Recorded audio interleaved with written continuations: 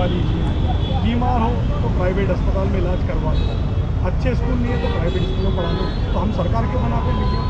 हम जनता से ही पूछना चाहते हैं। हमने वहाँ जो है केंद्र में और राज्य में और छोटी लोकल बॉडी में जो नगर निगम है उसमें क्यों चुना है सरकार को कि भाई हमारी जो हम टैक्स पेयर हैं, हम कचरे का टैक्स देते हैं, मकान का टैक्स देते हैं, गाड़ी पे जीएसटी देते हैं, इतना सारा भारी भरकम टैक्स देते हैं।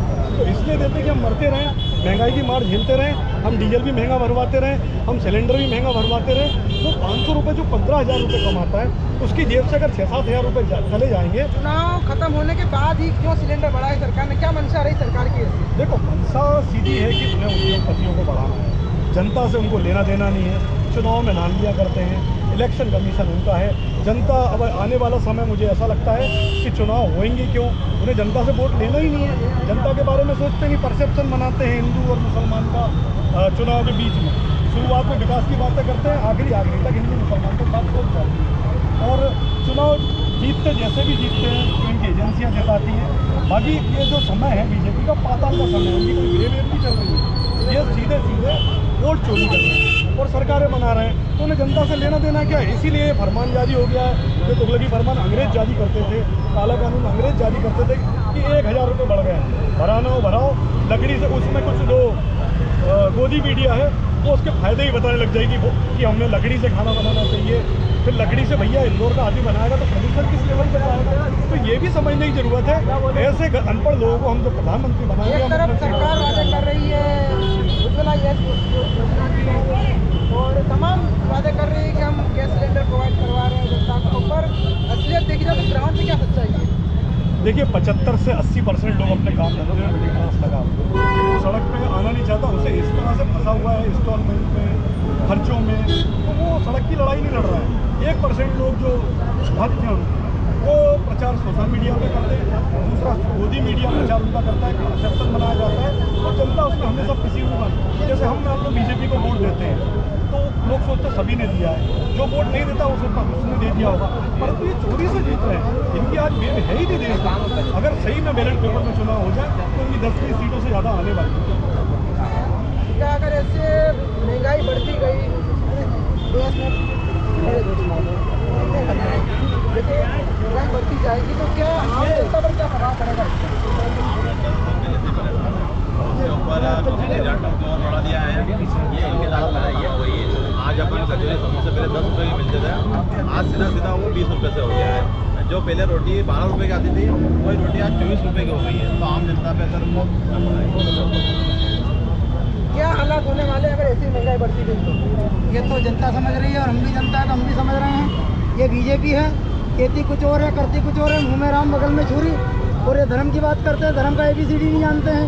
मंगलवार को जो मच्छी खा सकते हैं वो कहा कि धर्म की बात करते हैं, ठाकुर जी बात कर रहे हैं। हाँ, ये महिलाओं के सम्मान की बात करते हैं। इनके अपने घर की महिला क्या कर रही है आप समझ सकते हैं। तो इनका कहना अलग है, इनका करना अलग है, कथनी करने में भेद है।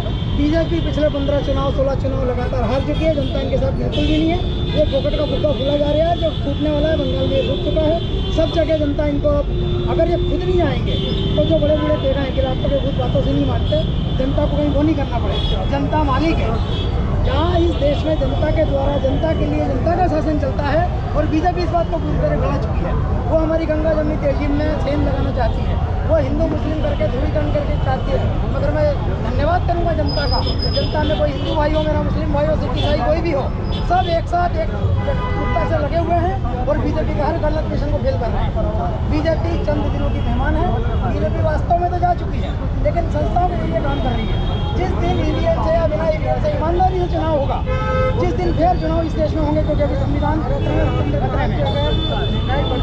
महंगाई तो बढ़ चुकी है, बढ़ती रही अगर मगर कुछ नहीं है। महंगाई बहुत ज़्यादा बढ़ चुकी है साहब। महंगाई की हालत इतनी ज़्यादा खराब है, आदमी के पास में उसको रोज का हिसाब लगाना पड़ रहा है।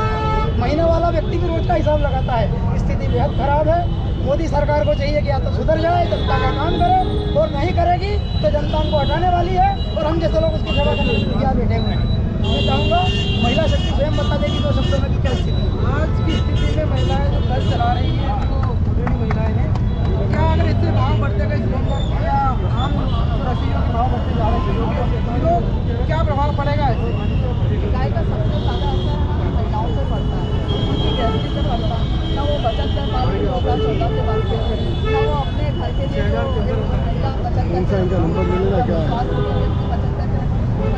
अखबार है। वो बोलते थे जब बहुत ज़्यादा ज़रूरत उसको बंद वो खोला करते थे उस टाइम पर, अब वो बचत कर ही नहीं पा रही है, तो शायद इसका तो पूरा असर ही पड़ा।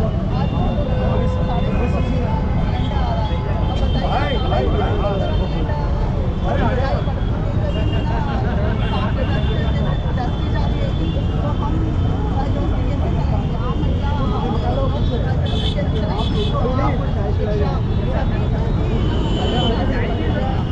लक्ष्मी जी आ गई है।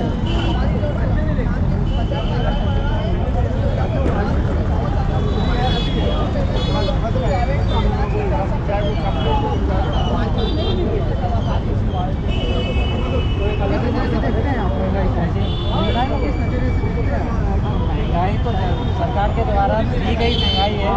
जब भी फायदा होता है सरकार अपने पास रख लेती है, जब घाटा होता है तो जनता पे डाल देती है। आपने देखा होगा जब पेट्रोल डीजल के भाव कम थे, केवल क्रूड ऑयल जब कम था, तब भी सरकार ने पैसे नहीं घटाए और वो लाभ उन्होंने अपने कॉर्पोरेट के बांट दिया। लेकिन अब जब घाटा होने लगा तो जनता को बोलने लगे कि अब घाटा हो रहा है, इसलिए आप लोग क्यों, उन्होंने भाव बढ़ा दिया। तो ये सरकार दोगली सरकार है जो अपने लाभ के लिए तो आगे रहती है, लेकिन घाटा जब होता है तो पीछे आ जाती है, जनता पे लाभ देती है। यहाँ तक कि टैक्सेस आप देखें तो टोल महंगा बढ़ रहा है, हर चीज़ के ऊपर टोल लग रहा है, सड़कें और बना रही है प्राइवेट पार्टियाँ। भाई उनका जब EMI खत्म हो जाती है तो फिर उसको बंद करना चाहिए, तो उसको लेकर टोल ज़्यादा चालू रहते हैं। इस प्रकार से हर चीज़ के अंदर टैक्सेस के अंदर मांगते भी है और बढ़ते जा रहे हैं। सबका साथ सबका विकास के वादे को किस नजरिए से देखते हैं आप? देखिए, इनकी कथनी और करने में बहुत अंतर है। ये नारा जरूर देते हैं लेकिन जो कहते हैं वो करते नहीं है। आज जनता महंगाई से परेशान है, रुपये का अवमूल्यन होता जा रहा है और दिन पर दिन महंगाई बढ़ रही है। महंगाई बढ़ने की मेन वजह जो होती है खाने पीने की चीज़ें होती है। आज जो है महंगाई के दौर में 294 रुपये की जो मूल्य वृद्धि कमर्शियल गैस में की है वो बहुत ज़्यादा है। छोटे गैस पर 261 रुपये के ऊपर थी, प्लस के ऊपर वृद्धि की है। एकाएक 150 रुपये की वृद्धि अगर होती थी तो ही हम ये लोग टैक्सी लेकर बीजेपी के लोग प्रदर्शन करते थे। आज 294 रुपये की वृद्धि हो गई है।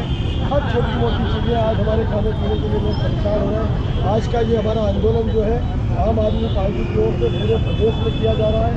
हर जिले में 5 से 6 के बीच में हमने आंदोलन का आह्वान किया था। सभी जिलों के अंदर आज ये प्रदर्शन हो रहा है, ये प्रतीकात्मक प्रदर्शन है। इसके बाद हम उग्र आंदोलन करेंगे। बहुत सारे जनता के मुद्दे हैं जिनके लिए हमें लड़ना है, जनता के लिए हमें खुशहाली की व्यवस्था करना है। मैं आम आदमी पार्टी का प्रदेश अध्यक्ष कमल गुप्ता आम आदमी से आग्रह करता हूँ कि वे अपनी बुनियादी समस्याओं के लिए हम जो संघर्ष कर रहे हैं उसमें साथ दें और जनता की आवाज़ को बुलंद करें। आप ही के पार्टी के नेता समाजवादी पार्टी से आज बड़े बने राघव चड्ढा जी, कभी वो 10 रुपये के समोसे के लिए बात करते थे, आज गैस के इतने दाम बढ़ने के बाद बात नहीं करते। चड्ढा जी तो आप पार्टी